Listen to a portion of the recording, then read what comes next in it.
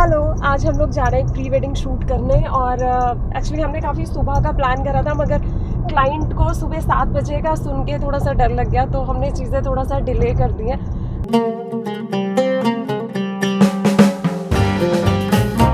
और हम अभी पहली लोकेशन पे, इसके बाद हम लोग और अलग अलग जगहों पे भी जाने वाले हैं। एक पेड लोकेशन भी है, वहाँ भी जाएंगे और देखते हैं आज हम लोग कितना कर पाते हैं, क्योंकि हमने बहुत सुबह का प्लान करा था और क्लाइंट ने कहा बहुत जल्दी है, इतनी जल्दी सुबह उठ नहीं पाएंगे।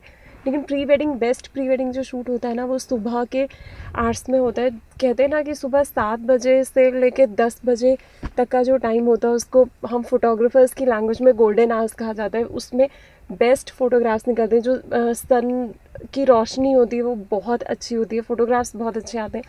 लेकिन आज हम वो सारा वक्त मिस कर चुके हैं, तो अभी देखते हैं कैसे करते हैं, बट अच्छा होगा ये तो पक्का है।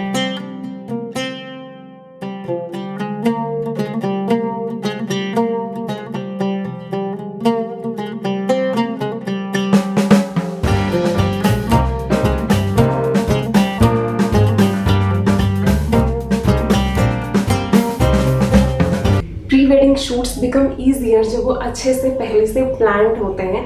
हम सारी चीज़ें जब क्लाइंट से पहले से डिस्कस करके हम लोकेशन पे शूट करने के लिए पहुंचते हैं, तो हमें चीज़ें काफ़ी कुछ पता होती हैं कि हम किस तरीके के शॉट्स किस पर्टिकुलर क्लाइंट को, किस पर्टिकुलर कपल को हम देने वाले हैं। और इवन जब उनका मेकअप हो रहा हो उस टाइम भी, जब हम लोकेशन पे पहुंच के काफ़ी चीज़ें प्लान कर लेते हैं कि किस तरीके का एम्बियंस है वहाँ पे और किस तरीके का ड्रेस है कपल का, किस तरीके का मेकअप होने वाला है, तो अकॉर्डिंगली हमारे शॉट्स कैसे होने चाहिए।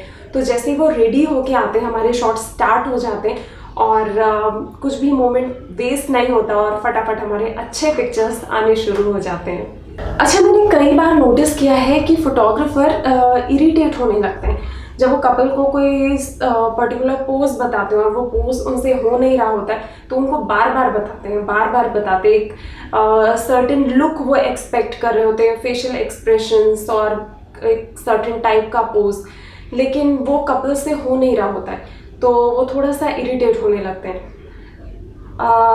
मुझे ऐसी सिचुएशन में फोटोग्राफर की गलती नहीं लगती है, क्योंकि देखो जब कपल फोटोग्राफर को बुक करते हैं तो एक सर्टेन चॉइस वो फोटोग्राफर को बताते हैं कि इस तरीके के पिक्चर्स हमें चाहिए, इस तरीके का पूरा वीडियो हमारा होना चाहिए, और फोटोग्राफर वैसा करने की कोशिश भी करता है। देखो टाइम भी उसके पास एक लिमिटेड होता है ना। अब वो 24 घंटे के दिन को 36 घंटे तो नहीं बना सकता ना। आप एक ही पोज को आधे घंटे पौने घंटे से कराया जा रहा है, बट वो चीज़ निकल के आ ही नहीं रही है, तो उसका फ्रस्ट्रेट होना जायज़ है।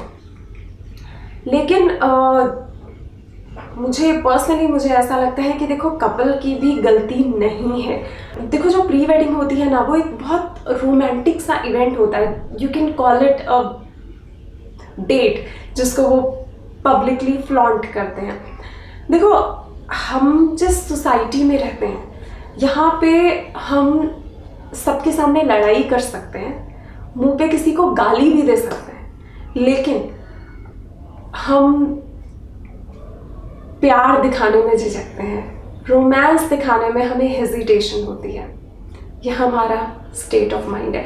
और जो प्री वेडिंग होती है ना, वो पूरा का पूरा इवेंट होता है रोमांटिक सा, तो sometimes it becomes quite difficult for them कि वो एक दूसरे का हाथ पकड़ना तो फिर भी अभी ठीक है, कई बार हम उनको किस करवाते हैं। इस तरीके के शॉट्स उनके लिए हम लोग के सामने थोड़ा सा मे बी वो थोड़ा सा कंफर्टेबल हो। कई बार होता है कि दोनों के फैमिली मेम्बर्स आए हुए होते हैं, तो उनके सामने दे हेजिटेट।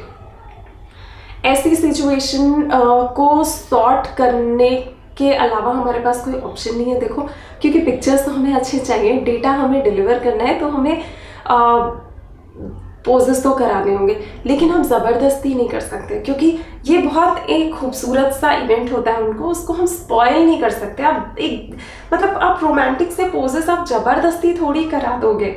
मतलब आप ऐसा नहीं होगा कि आपने प्लेट में परोस दिया आधा किलो प्यार और ज़बरदस्ती खा लो, नहीं हो सकता। वो उनके फेस पे नहीं आएगा, वो उनके बॉडी लैंग्वेज में नहीं आएगा। और जब तक उनके फेस पे नहीं आएगा, उनके बॉडी लैंग्वेज में नहीं आएगा, वो पिक्चर्स, वो वीडियो कभी भी खूबसूरत नहीं बन सकते। आप कितने भी अच्छे लेंसेज यूज़ कर लो, कितना भी अच्छा कैमरा यूज़ कर लो, बहुत ही फाइन क्वालिटी लाइट यूज़ कर लो, वो मज़ा नहीं आने वाला। देखो, इसका ना बीच का रास्ता निकालना पड़ता है। बीच का रास्ता हम हर सिचुएशन में निकालते हैं ना, वैसे यहाँ भी करना पड़ता है। जब फैमिली मेम्बर्स और मतलब इस तरीके से कभी कभी होता है कि कपल के मम्मी आ जाती हैं, पापा तो नहीं आते, ज़्यादातर मम्मी आती हैं, या बड़ी बहन आई, या भाभी आती हैं, और तो थोड़ा सा उनसे बात कर लो और उनको एक किनारे बिठाओ जब हम पोजेस करवा रहे हो, कि या तो उनको भी पूरी बात क्लियर बता दो कि आपके सामने वो हेजिटेट होंगे, उनको साइड कर दो, इनको इधर आराम से अपना प्यार फ्लॉन्ट करने दो, और फिर आप उनके अच्छे पिक्चर्स लो। देखो, ज़रूरी नहीं है कि आप दो लोगों को चिपका दो तभी अच्छे पिक्चर्स आएंगे, ऐसा बिल्कुल नहीं है। उनके बीच की जो केमिस्ट्री है ना, उनके रिलेशनशिप का जो ग्रेस है ना, वो बहुत ही सोबर पिक्चर्स में भी थोड़ा सा डिस्टेंस के साथ भी आता है। तो ये फोटोग्राफर को थोड़ा सा अपने पोजेस पे वर्क करना पड़ेगा कि जब इस तरीके का हमारा कपल है तो उनके लिए किस तरह के पर्टिकुलर पोजेस होंगे। तो इन चीज़ों पे थोड़ा सा ध्यान हमें देना चाहिए, जिससे ना तो हम इरिटेट होंगे, ना हमारा कपल इरिटेट होगा, और हमारा जो पिक्चर और वीडियो आएगा वो भी अच्छा ही आएगा। अभी बारिश हो रही है तो हमने बीच में रोक दिया है और हमने कपल को कपड़े चेंज करने के लिए बोल दिया है। तो अभी वो कपड़े चेंज करके आएंगे तो उनका मेकअप और हेयर चेंज होगा, तो थोड़ा सा टाइम मिल जाएगा, तो होपफुली शायद बारिश रुक जाए। अदरवाइज़ कोई ऑप्शन नहीं है, वेट करेंगे। अभी हम एक और लोकेशन पे जाने वाले हैं, वहाँ पे कुछ कवर्ड प्लेसेस हैं, तो वहाँ पे कुछ अच्छे थॉट्स निकल आएंगे। सितंबर में प्री वेडिंग प्लान करने का ये सबसे बड़ा ड्रॉबैक है, मौसम बहुत ही अनप्रिडिक्टेबल होता है। लेकिन हाँ, सितंबर में करने से ये फ़ायदा होता है कि अक्टूबर और नवंबर से जब वेडिंग्स शुरू होते हैं तो हमें थोड़ा सा टाइम होता है कि हम इसका पोस्ट प्रोडक्शन आराम से कर लेते हैं, तो ये थोड़ा सा लालच होता है मुझे। तो इसलिए मैं प्लान करती हूँ सितंबर में, लेकिन ये आज वाली ट्रिप में ये सब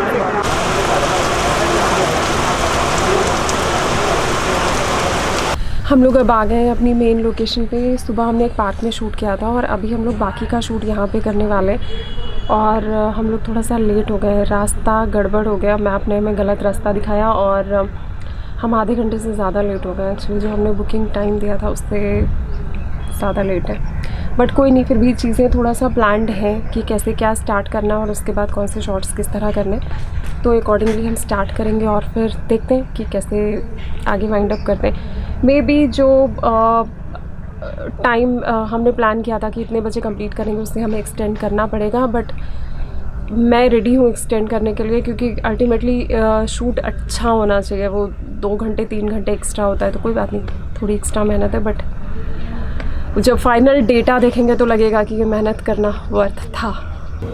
अच्छा, प्री वेडिंग शूट के लिए अगर किसी पर्टिकुलर टिप की बात की जाए तो मैं एक बार शेयर करना चाहूँगी।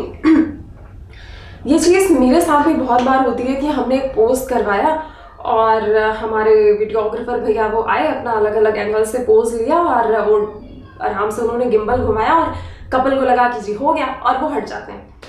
अब मैं एज ए फोटोग्राफर मैं सामने से सेम पोज का फोटो ले रही हूँ, साइड से ले रही हूँ, उसका क्लोजअप शॉट ले रही हूँ, मिड शॉट ले रही हूँ, उन्होंने हाथ पकड़ा तो सिर्फ हाथ का क्लोजअप शॉट ले रही हूँ, उनकी आंखें मिली तो सिर्फ आंखों का एक प्यारा सा शॉट ले रही हूँ। तो मुझे तो 7-8 पिक्चर्स लेने हैं। अब मेरे आधे हुए थे और उससे पहले तो जी कपल हट गया, तो अब मैं क्या करूँ? अब मैं दोबारा उनको कितना भी सेट करूँ, देखो जो एक बार जो चीज़ बनती है ना, वो दोबारा तो फिर मुश्किल होता है, उतना अच्छे से हो नहीं पाता। तो अभी मैं क्या करती हूँ, वो चीज़ आप भी कर सकते हो कि हम कपल को ना पहले ही बोल देते हैं कि उनको पोज बनाया, फिर मैं उनको बोल देती हूँ कि देखो जी, जब मैं बोलूँगी ना आप तब हटना, उससे पहले मत हटना। आपको कितना भी लगे कि हमारा सब हो चुका है और आप खाली खड़े हो, तो भी मेरी आवाज़ पे आप हटना। ऐसे आप भी उनको बोल दो, वो नहीं हटेंगे। आपके 10 मिनट लग रहे हैं, 15 मिनट लग रहे हैं, 20 मिनट लग रहे हैं, आप सारे एंगल से फोटो लो, वो नहीं हटेंगे। और जब तक वो हटेंगे नहीं ना, तो उनका जो वो पोज का जो वो लुक है वो नहीं बिगड़ेगा।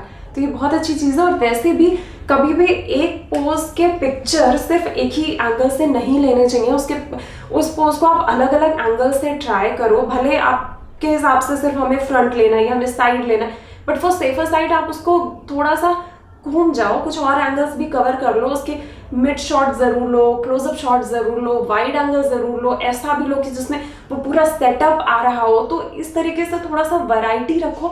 फिर जो चीज़ सही नहीं लगी वो हटा देंगे, लेकिन शूट करते वक्त आप अपने लिए बाउंड्रीज फिक्स मत करो, जी हमने तो ये पर्टिकुलर ये वाला पोज प्लान किया और हम इसी एंगल में लेंगे, ऐसे नहीं है। उस टाइम पे आप अपना 360 डिग्री फॉर्म रखो शूट करने का। लोग पता है बहुत एक्साइटमेंट में प्री वेडिंग के लोकेशन बनाते हैं, उनके पास बजट होता है, प्लेस होती है, लेकिन लोकेशन मेंटेन करना ना छोटी चीज़ नहीं है। आप 1 सीज़न कर सकते हो, 2 सीज़न, लेकिन उसके बाद अगर आपकी लोकेशन एक्चुअली अच्छी है तो ही सर्वाइव करती है। अभी यहाँ पे आके ना बहुत ज़्यादा डिसअपॉइंटमेंट हो रही है। इवन मैं मेरे काम से बहुत कॉन्फिडेंट हूँ, मैं मेरी टीम से बहुत कॉन्फिडेंट हूँ कि जो हम फाइनली क्लाइंट को डिलीवर करेंगे वो अच्छा होगा। लेकिन लास्ट टाइम जब मैं इस लोकेशन पे आई थी और तब जो ये थी, अब मिट्टी हो गई है। मुझे कुछ नेगेटिव नहीं कहना चाहिए, बट फिर भी डिसअपॉइंटमेंट हो रही है। आपको क्लाइंट को, फोटोग्राफर को पहले इन्फॉर्म कर देना चाहिए कि अभी आपकी लोकेशन की इतनी अच्छी कंडीशन नहीं है, तो हम क्लाइंट को कुछ आगे फेक प्रॉमिसेस नहीं करेंगे। फेक प्रॉमिसेस किसको बोलेंगे कि हमने दिखाया कुछ और अभी एक्चुअली कुछ और है। वो बात अलग है कि हम इसको जो डिलीवर करने वाले हैं वो ऑफ कोर्स अच्छा होगा, वो वैसा ही होगा जो मैंने मेरे क्लाइंट को दिखाया, बल्कि उससे भी अच्छा होगा, क्योंकि हम अपने हर एक प्रोजेक्ट पे कोशिश करते हैं कि हमारा पिछले प्रोजेक्ट से अगला प्रोजेक्ट उससे बेहतर हो। बट फिर भी लोकेशंस ना मेंटेन करना सबके बस की नहीं है, तो अगर नहीं बस की है ना तो मत शुरू करो, कोई ज़रूरत नहीं है, कुछ और कर लो। पैसे कमाने के 100 तरीके हैं। तो करते हैं इस वीडियो को यहीं पर वाइंड अप, और ये वीडियो पूरा देखने के लिए शुक्रिया। और अगर आपको प्री वेडिंग से रिलेटेड किसी भी तरह के सवाल हैं, आप मुझे कमेंट में ज़रूर पूछेगा, मैं उनके जवाब देने की पूरी कोशिश करूँगी। Thank you so much, bye bye.